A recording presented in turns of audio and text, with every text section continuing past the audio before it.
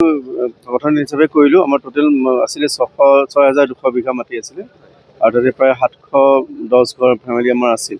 কালি আমি ইতিমধ্যে প্ৰায় 2000 বিঘা আমি বেদখল মুক্ত কৰিব পাৰিলোঁ। প্ৰায় 240 ঘৰ মানুহ আমি কালি উচ্ছেদ কৰিব পাৰিছোঁ আৰু বাকী আজি যিখিনি আছে আমাৰ 6,200ৰ ভিতৰত বাকীখিনি আমি আজি সমাপ্ত হ'ব বুলি ভাবি লৈছোঁ আজি। আৰু বহুখিনি মানুহ কালি এভিকশ্যনৰ পাছত কিছু যাবলৈ আৰম্ভ কৰিছে তেওঁলোকে। কালি আমাৰ মেইন থাকিলে যিখিনি খেতি বাতি কৰিছে সেইখিনি আমিতো এভিকশ্যন বেদখল মুক্ত কৰিব লাগিব। সেইখিনি আমাৰ অলপ সময় ল'ব। জেচিবি প্ৰায় 38 মানখন আছে আৰু আজি অলপ কমাই দিছোঁ। কালি যিটো মেজৰখিনি হৈ গ'ল, আজি সেইখিনি আমি কিছু শ্ৰমিক আৰু জেচিবি আমি অলপ কমাই দিছোঁ ইয়াতে। আৰু পুলিচ প্ৰশাসনৰ মানুহ সমানখিনি আছে, প্ৰায় 300ৰ ওপৰত আছে তেওঁলোকৰ।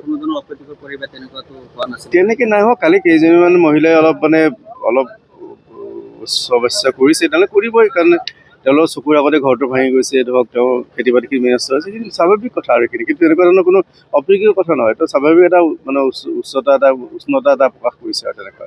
নগাঁও জিলাৰ কিছুমান লোকৰ বিৰুদ্ধে অভিযোগ উত্থাপিত হৈছে, তেওঁলোকে কিছুমান ধন লৈছিলে।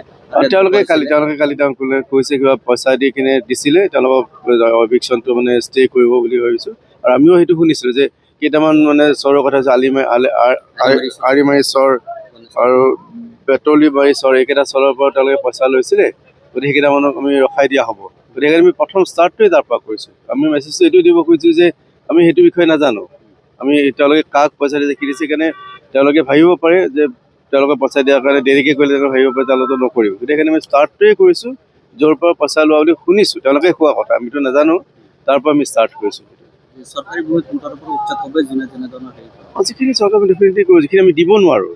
চৰকাৰেতো বহুত ষ্টেপ ল'লে, বসুন্ধৰা থ্ৰুৰে ষ্টেপ লৈছে, যিখিনি মাটি দিব পাৰি সেইখিনি ৰেগুলাইজ কৰিয়ে আছে। কিন্তু যিখিনি মাটি দিব নোৱাৰি, যে ফৰেষ্টৰ লেণ্ডটো দিব নোৱাৰি, জলাশয়টো দিব নোৱাৰি, সেইখিনি মাটি উচ্ছেদ কৰিবই লাগিব। দেখিবলৈ পোৱা যায় একাংশ লোকে সেইকাৰণে আমি এটা যিটো ফৰেষ্টৰ আমি সেইকাৰণে কৈছোঁ যে পষ্ট এভিকশ্যন প্লান যিটো লাগে, যে তেওঁলোকে পষ্ট পিলাৰ মাৰিব লাগে, তেওঁলোকৰ তেলৰ পেট্ৰলিংটো ঠিক কৰিব লাগে, সেইটো বঢ়াব লাগিব। কাৰণ সেইটো নহ'লে আকৌ আগৰ নিচিনাকৈ হৈছে। ইয়াতো আমি কালি যিখিনি জেগাত কৰিছোঁ, তাৰে কিছু জেগাততো আগতে কৰা জেগা আছিলে, কিন্তু সেইখিনি ধৰক আমি পষ্ট এভিকশ্যন প্লেনটো নথকাৰ কাৰণে হৈছে। গতিকে এইবাৰ সেইকাৰণে আমি স্পেচিফিকেলি বাৰে বাৰে কৈছোঁ যে তেওঁলোকে যদি এভিকশ্যন প্লেন মতে তেওঁলোকে যিটো প্লান্টেশ্যনৰ যিটো প্লেন আছে, সেই প্লেনটো যাতে তেওঁলোকে ইয়াত কৰে। ছাৰ, এনে দেখা গৈছে কাটা তাঁৰ দিয়া আছিলে, তাৰপিছতো ইয়াত মানুহ সোমাইছে। আৰু যি কেম্প আছিলে, এই কেম্পৰ 1 কিলোমিটাৰ ইয়াতে এটা গাঁৱৰ নিচিনা গাঁৱৰ পৰিৱেশ সৃষ্টি হৈছিল।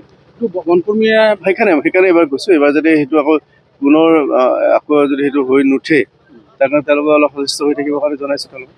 আৰু তেওঁলোকে সেইধৰণে প্লেন বনাইছে বুলিও মোক জনাইছে যে কিছু হেক্টৰ মাটি তেওঁলোকে ইয়াতে প্লান্টেশ্যন কৰিব এইবাৰ। আজি সমাপ্ত হ'ব বুলি ধৰি লৈছোঁ।